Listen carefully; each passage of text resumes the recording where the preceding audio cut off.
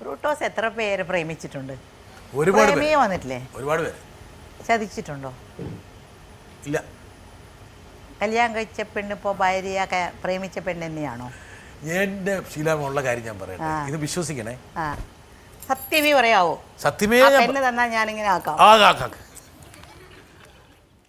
ഇത് കഴിഞ്ഞ് ഞാൻ ചോദിക്കുന്ന ചോദ്യങ്ങൾക്കെല്ലാം മറുപടി പറയാൻ ബാധ്യസ്ഥയാണ്. അല്ല എല്ലാ കാര്യങ്ങളൊക്കെ ഞാൻ ചോദിക്കാനൊക്കോ?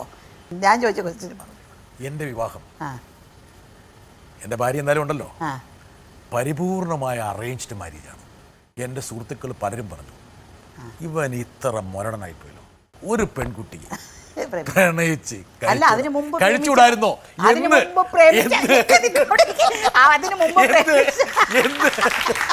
എനിക്ക് ആ ഷീലാമ്മയുടെ തന്ത്രം എനിക്ക് വ്യക്തമായി. വളരെ നല്ല തന്ത്രത്തോളം നല്ല തന്ത്രശാലിയായിട്ടൊരു സ്ത്രീയെ ഞാൻ ആദ്യമായിട്ടാണ് ഇവിടെ ഇരുന്നത്.